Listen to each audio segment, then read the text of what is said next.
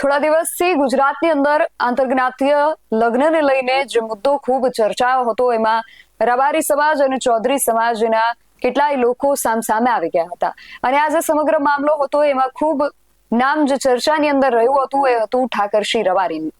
ફરી એકવાર સામાજિક કાર્યક્રમની અંદર ઠાકરસિંહ રબારી દ્વારા સમાજના જે દીકરા દીકરીઓ છે એમને ટકોર કરવામાં આવી છે. શું છે આ ટકોર, વિગતે વાત કરીએ આ અહેવાલમાં. જય હિન્દ, BSI ન્યૂઝ પર આપની સાથે હું છું નિધિ ગઢવી.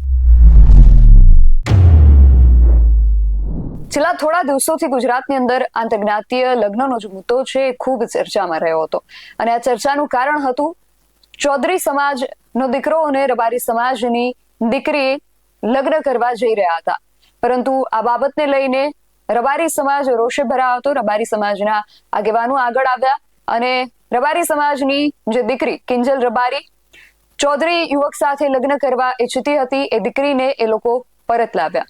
આજે સમગ્ર ઘટના હતી એની અંદર ઠાકરસિંહ રબારી ખૂબ ચર્ચામાં રહ્યા હતા. એમણે આગેવાની સંભાળી અને રબારી સમાજની જે દીકરી હતી એમને પરત લાવ્યા હતા.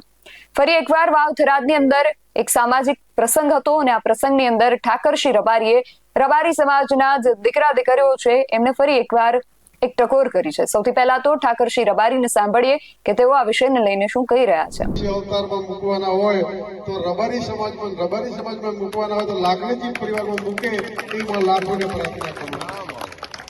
આ સમાજે સમગ્ર ગુજરાતના જે પ્રેમ અને હુંફ આપી માલધારી સમાજે એ સમાજ માટે અમે કશું કરી શકવા હું ઉતારી પણ ન શકીએ. અમારા મૃત્યુ પછી આ શરીરના ચોગડાના જૂતા આ સમાજ પહેરે તો પણ ઋણ ન ચૂકવી શકીએ એટલે આ સમાજ હંમેશા પડતો રહે. ત્યારે ઋણી તો આપણે કશું નથી, માત્ર સમાજ છે તો જ આપણે ઉજળા છીએ. પરિવાર જ્યારે હોય એ સમગ્ર ગુજરાતમાં એક એવો પરિવાર છે, સમગ્ર ગુજરાત ને રાજસ્થાનનો પરિવાર 14 પૂનમના ભેગો થાય ત્યારે નમન ને વંદન તો આ યુવાનોને શરમાવે. આજના યુવાન હોય તો 10 વાગે થાકી જાય. આજે 75 વર્ષથી આ 40 વર્ષના વોણા હોયા છતાં અડીખમ યોદ્ધાની જેમ આ ટ્રસ્ટને નિભાવવા માટે સમગ્ર ભારતમાં શાન કરી છે એવા સાગર કાકા, મગન કાકા, સગનભાઈ, જોરાભાઈ, સહારની તમામ ટ્રસ્ટીઓ નો જેટલો માનીએ એમના આપણી પાસે કોઈ શબ્દો નથી કે જેનાથી એમના માટે હું કહી શકું. હું તો નાનો માણસ છું, પરંતુ સમગ્ર ગુજરાત રાજસ્થાનનો કોઈ પણ પરિવારનો સમાજનો દીકરો આવે ત્યારે એમ લાગે કે અમારા પરિવારના મોભીઓને મળી રહ્યો છું. ત્યારે મૂંઝવણ હોય જો મલકની એ કુળદેવીને કહેવાય એવી માતા બેઠી હોય મઢમાં પછી બીજે જઈને બેહાય એવી આ મા લાખણીજી હોય. ત્યારે જગતમાં આવી માતા તમને મળી હોય તો લાખણીજી પરિવાર માટે તો સદાય આ માના સૌ પરિવાર ઉપર હાથ છે. લાખણીજીનું કોહાવું હોય ને એમાં બાબુભાઈ હોય કે અમારા દિયોદર માંથી માલજીભાઈ હોય. હું ઘણી વખત કરશનભાઈ ને આવું કે લાખણીજી પરિવારના આશીર્વાદ છે એટલે માતાજી તો પરિવાર ઉપર તો રાજી છે, પણ કોહાવાય આપણું કોઈ ડૂબળું નથી. સાગર કાકા, મગર કાકા એવા પરિવારમાંથી આપણે સૌ આવીએ છીએ ત્યારે ખૂબ ખૂબ અભિનંદન. અને સમગ્ર ભારતમાં આજે જયારે આ બધા વિચાર કર્યો અને અભિનંદન તો એ બાબતના આપું કે જનની જણ તો કો દાતા કા સુર કા ભગત નહીં તો રેજે વાજણી મત ગુમાવીશ નૂર એવા દાતાઓ આ પરિવારમાં જયારે આપ્યા છે. અને જીપીએસસી ને યુપીએસસી કરવા માટે જે રબારી સમાજનો સમગ્ર રબારી સમાજનો દીકરો ગરીબ પરિવારમાંથી આવતો હોય, આર્થિક પરિસ્થિતિ ના હોય, પણ એનો તમામ ખર્ચો દિલ્હી રહેવાનો હોય, યુપીએસસી જીપીએસસી પાસ કરવાની હોય, એ ખર્ચો આપનાર દાતા એવું કહે છે કે મારું ક્યાંય નામ નહીં. એક છોકરા પાછળ 6-7 લાખ રૂપિયા ખર્ચો કરવાનો. સમગ્ર ગુજરાતના રબારી સમાજનો કોઈ દીકરો હોય છતાં દાતાના ચરણોમાં વંદન કરું, માં ભગવતીને પ્રાર્થના કરું કે એમને આપ્યું એનેથી હોકણું આપે કે આજે સામાન્ય જો દાન આપે ને તોય કેટલું વાહવાહી કરાવતા હોય છે. તારા કરોડો રૂપિયા દીકરા દીકરીઓ પાછળ સમગ્ર ગુજરાતમાં ખર્ચવાના હોય.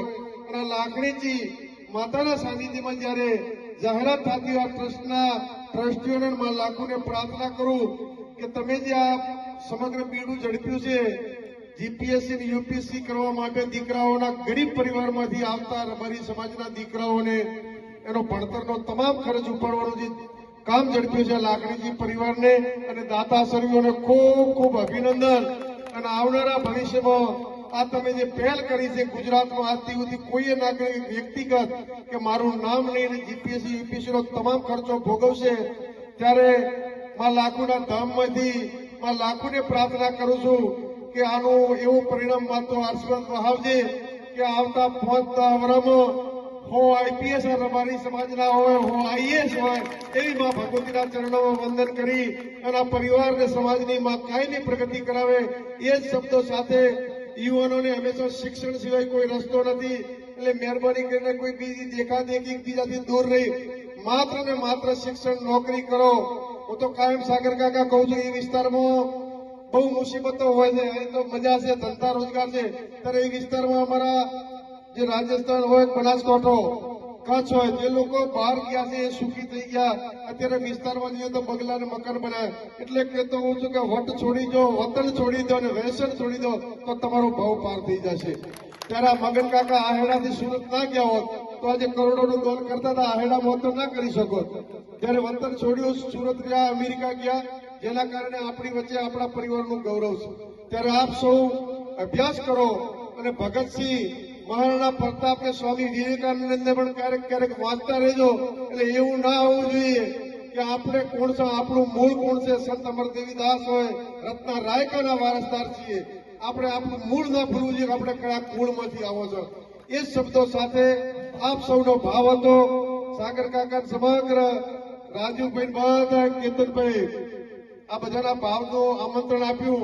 હું તો એક નાનો માણસ છું, ગામડામાંથી આવું છું, છતાં તમારો જે પરિવારે ભાવ પ્રગટ કરી મને બોલાયો, સન્માન કર્યું, એ બદલ આપના ચરણોમાં નમન વંદન કરી અને મારું માથું ઝુકાવું છું કે આમાં ભગવતી આ પરિવારને સદાય આશીર્વાદ આપે અને આપ સૌનો કાયમી મારા ઉપર આવો નવો પ્રેમ રહે.